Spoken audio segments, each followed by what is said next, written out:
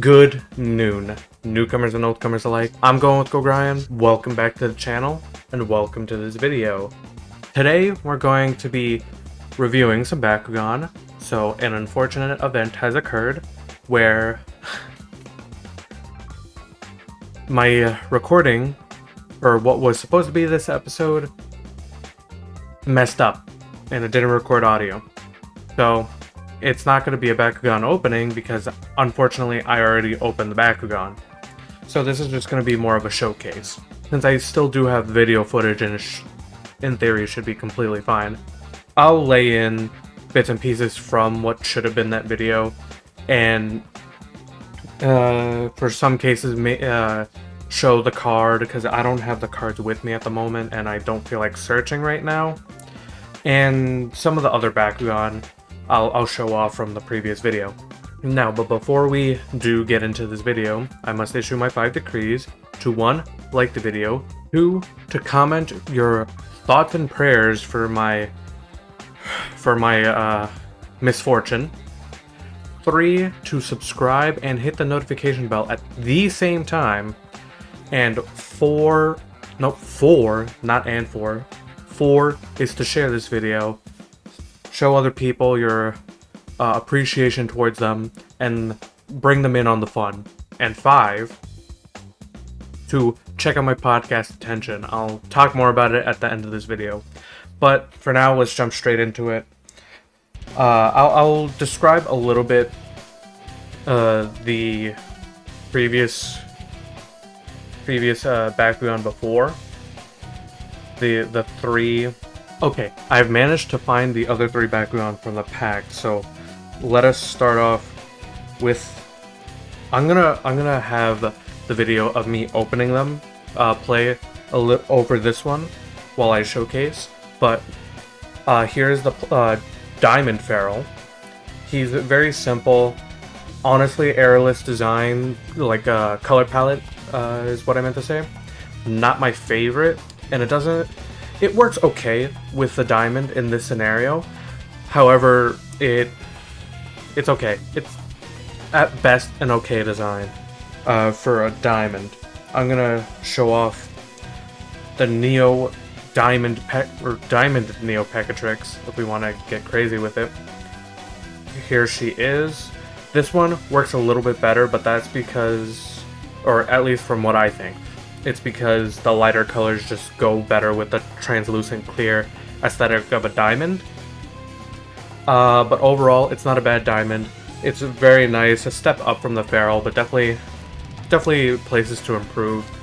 It might be the overall diamond itself that could be, in my opinion, just not up to par. But that's just a me thing. There's nothing that they can really do.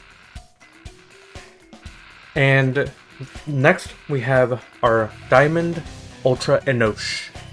Here he is.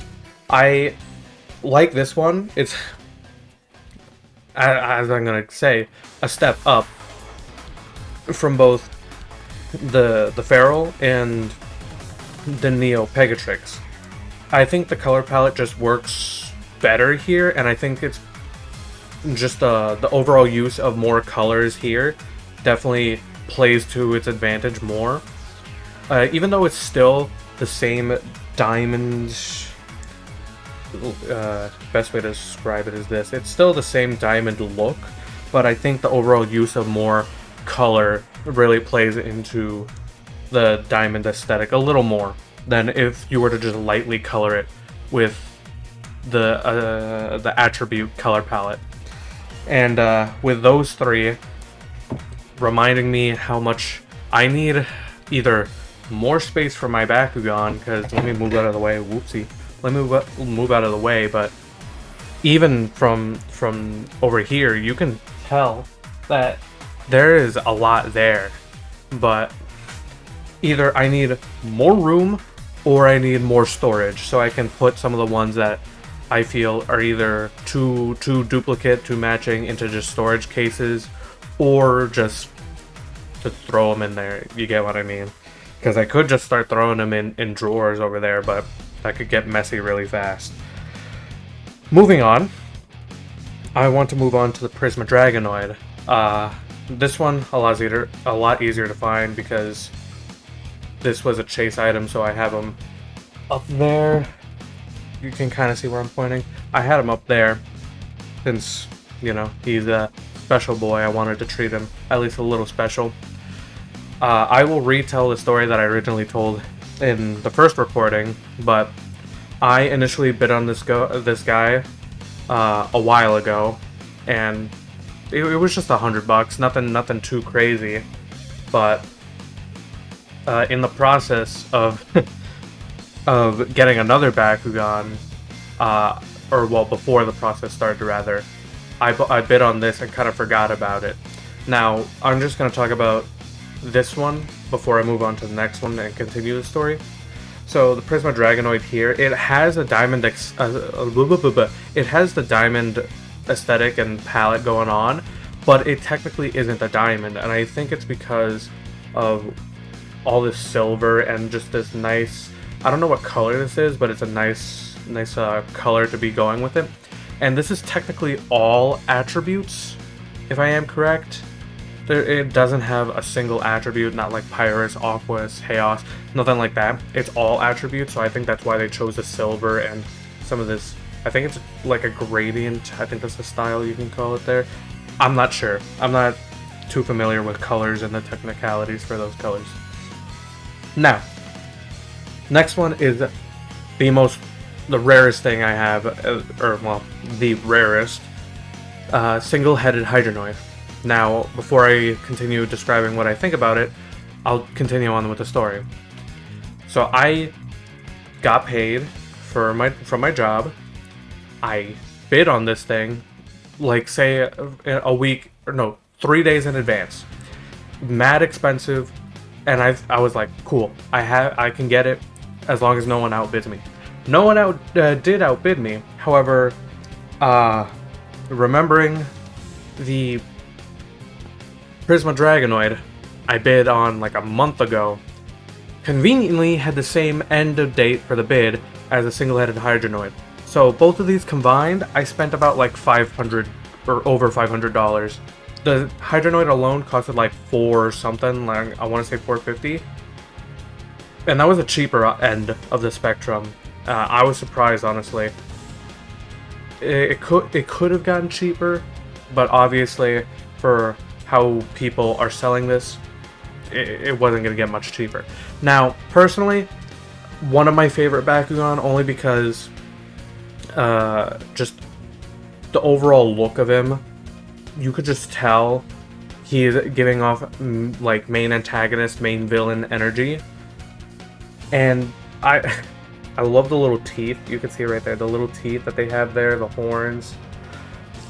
I'll again play a video of me opening these overlapping, and I'll try and find either pictures or the video of me showing off the cards for each of them. This one didn't come with a card, unfortunately, but it's pretty nice overall.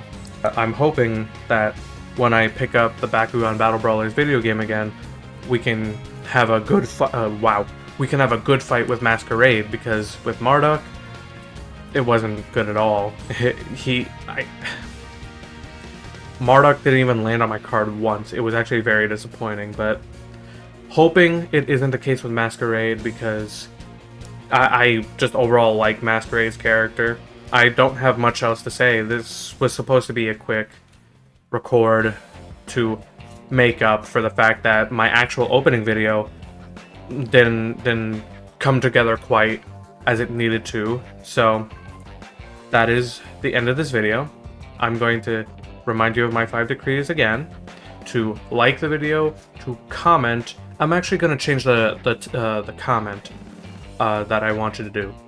I want you to put how you would display your Bakugan or certain collector's items, or even how you would store them. If you have like more shelves, more cases, or just overall have an idea of how you, like an actual setup for a display. Because right now, mine kind of acts like both, where it's a display, it just displays a mass quantity, but it also acts kind of like a storage. So I'm curious about that, genuinely. Third decree: to subscribe and hit the notification bell at the same time. Fourth, to share this video, give somebody else the love that you can feel. Wow, that sounded weird. Show somebody else some love. Share them this video. Both enjoy it. Because why not?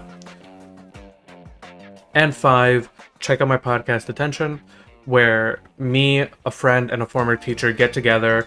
We bring in a list of topics, being current events, silly, obtuse, dubious events that can happen before the week or during the podcast. We bring it all in and we just talk. We just give our opinions. We give dumb jokes, dumb input, whatever the case may be. If you like what I do here, I guarantee you'll like what I do over there. That's officially it. That's at the end of the video. I hope you enjoyed it. I bid you good noon, and I hope to see you again in the next video. Goodbye.